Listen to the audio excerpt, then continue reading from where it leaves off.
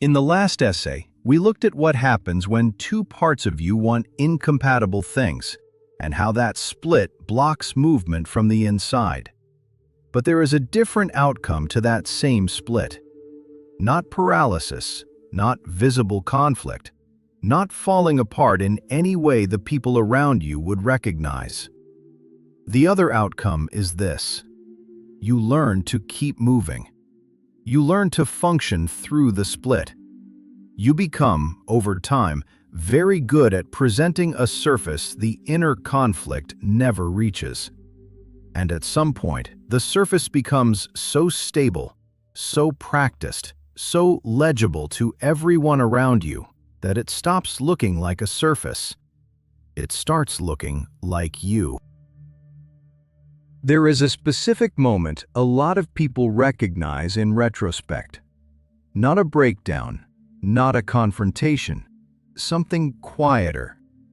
You are in the middle of a conversation you have had 100 times with a colleague, a friend, someone you care about, and you realize you are performing it. The right warmth, the right timing, the right follow-up question, all accurate, all real technically, and yet you are watching yourself do it. Not from far away, just slightly behind the words. Enough to notice the mechanism without being able to stop it. The conversation ends well.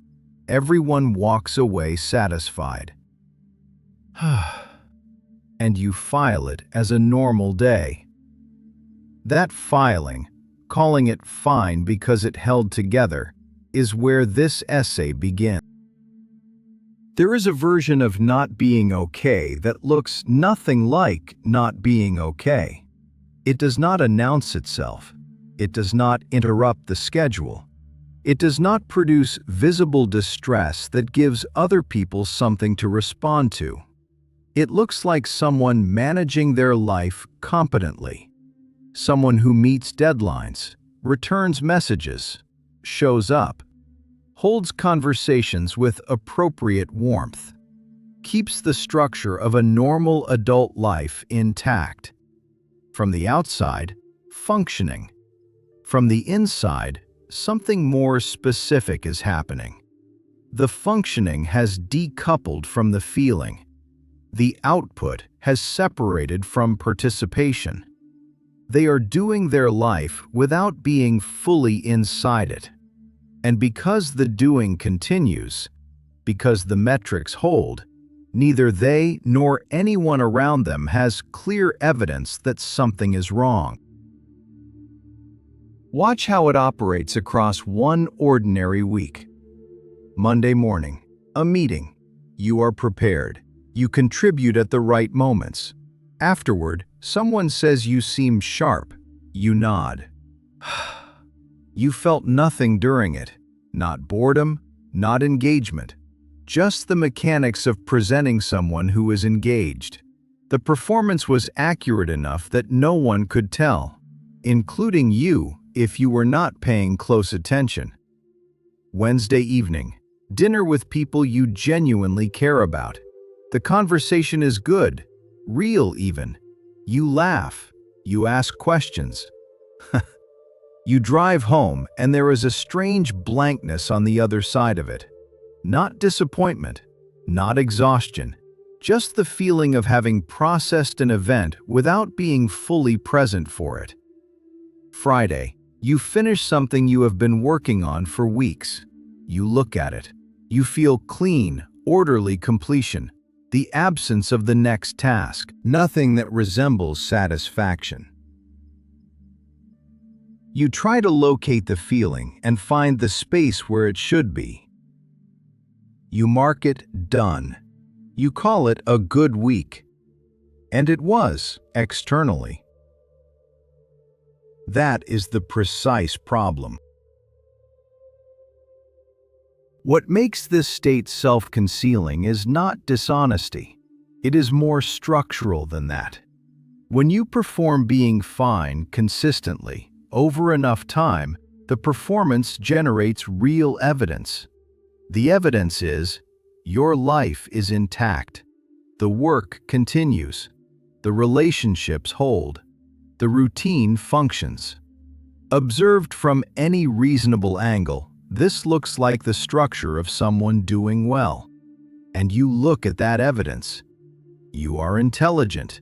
You conclude what the evidence suggests, that things are okay. The functioning is real. But functioning is not the same as inhabiting a life. And at some point, you started treating the two as equivalent. The performance became the data, and the data keeps coming back positive. So the gap between what you project and what you actually experience stops registering as a gap. It starts registering as normal. The way this settles into identity does not happen dramatically. You become, over time, the person who handles things, the reliable one, the composed one, the one who does not require much from other people. Other people call you steady, capable, fine. These labels are earned. The competence is real. But the identity formed around the performance, and once it is established, once other people reflect it back, once you have internalized it as an accurate description, it becomes difficult to contradict. To say something is wrong would be to break the description, and so you stay inside it. Not out of fear exactly, more because the description has become the interior landscape. You look inward and find the same composed surface you show externally. The person who is fine is now the version of you with the easiest access.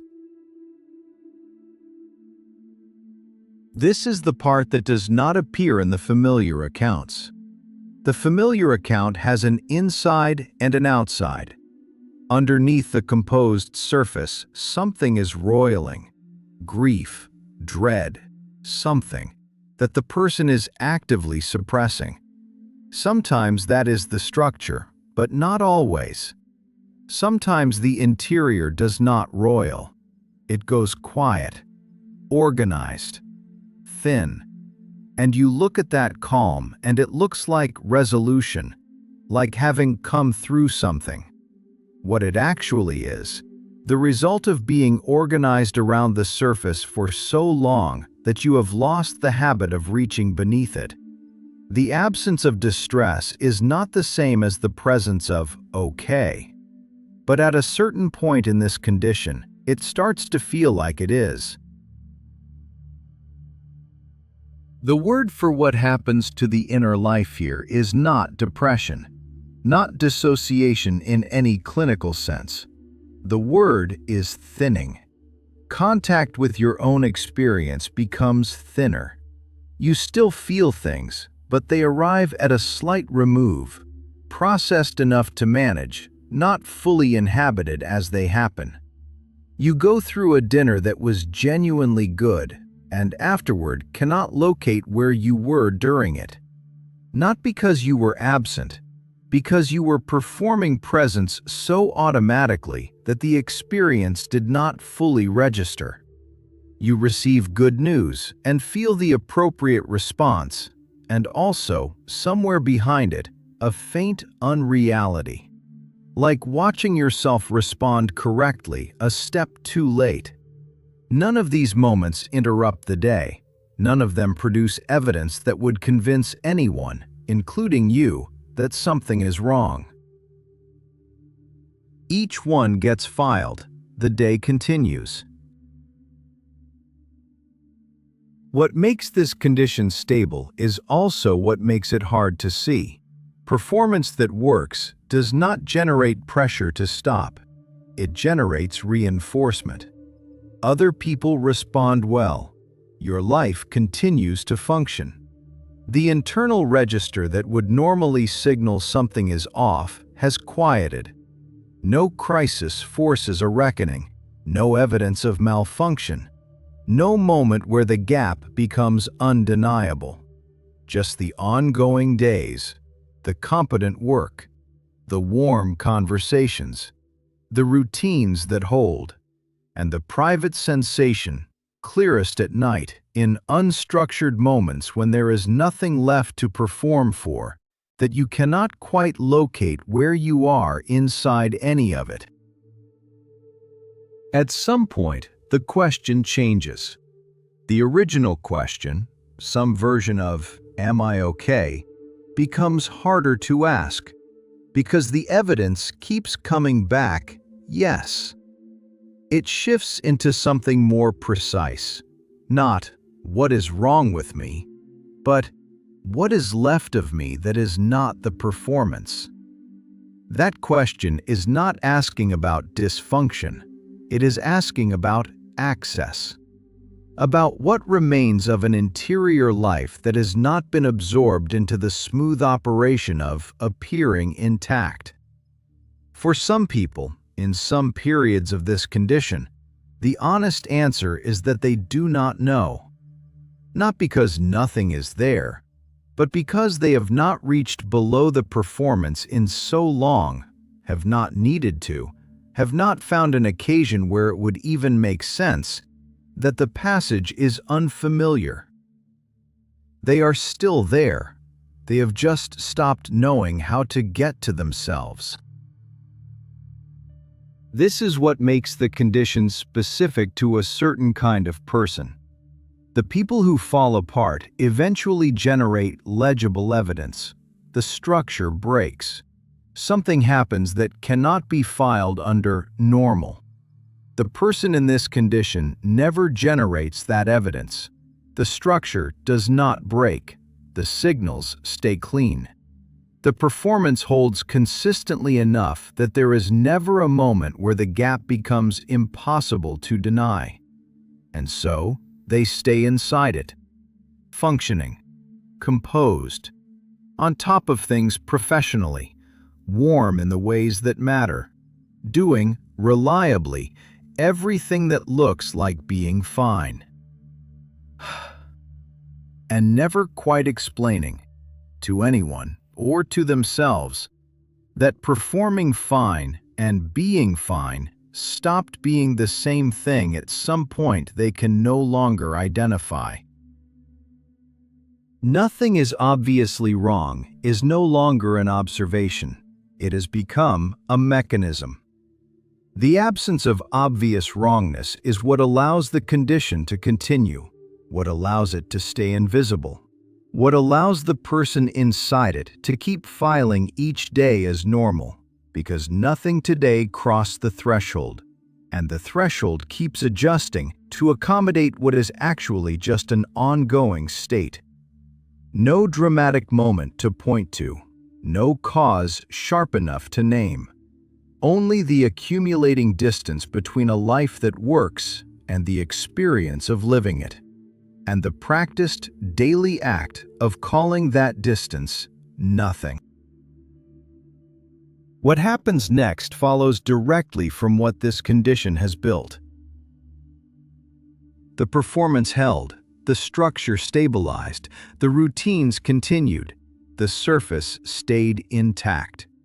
The life remained legible to everyone, including the person inside it. But a structure maintained long enough becomes something else. It becomes the only available space. Not a platform, a perimeter. The same composed routines, the same managed distance from anything that would disrupt the surface. The same stable life, working correctly, running on time, generating no evidence of malfunction. And the growing, quiet recognition that the structure you built to remain functional has also become the structure you cannot feel alive inside. That is where the next essay begins.